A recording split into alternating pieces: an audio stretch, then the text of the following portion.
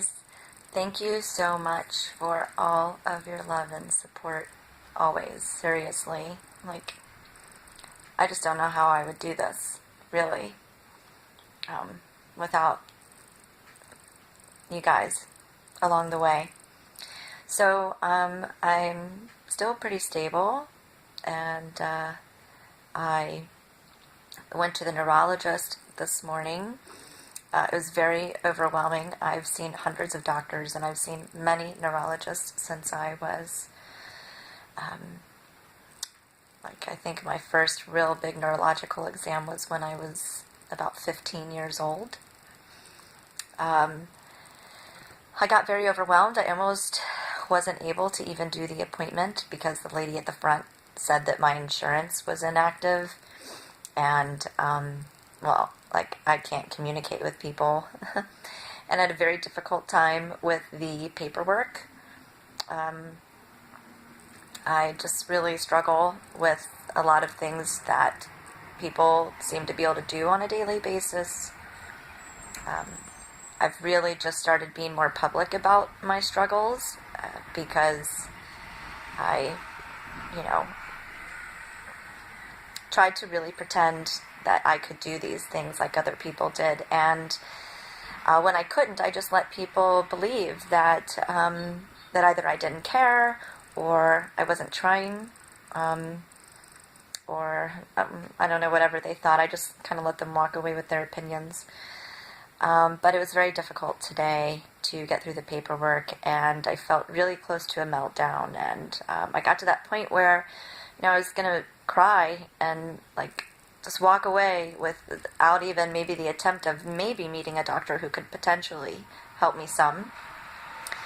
But I just really decided, it can't end like this. Every freaking doctor's appointment cannot end this way, man. It's crazy to leave the doctor's office in tears all the time. So I just kind of tried to breathe deep and find my voice. And the result was I met a doctor, a neurologist, that really can't do a whole lot for me other than some baseline testing. But he's very open, and he directed me to some people that, are more knowledgeable about what it looks like I'm dealing with. So he also was very happy to hear that I was no longer on pharmaceutical medication and that I use medical marijuana instead. He said he can't, of course, prescribe medical marijuana, but he would much rather have his patient on one type of medication that's non-pharmaceutical versus a pharmaceutical medication.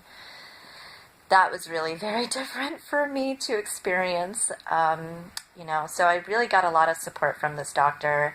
He's going to check a couple things out that have been done in previous scans that may be a concern for me, that perhaps other doctors didn't pick up on, and I'll just keep going a bit farther. So, I didn't leave the doctor crying this time, and it's really a new experience for me, because that's typically what happens in between the trauma of the hundreds of doctors I've seen over the years and the endless procedures and pills I've had to endure. Or the sensory overload, or the overwhelmingness of having to fill out paperwork and do things that actually I really don't understand how to do. So I'm learning, and I'm hopeful, and it's sunny out. I'm excited that I had a good appointment, and that for today I'm stable. Hopefully no more paramedics.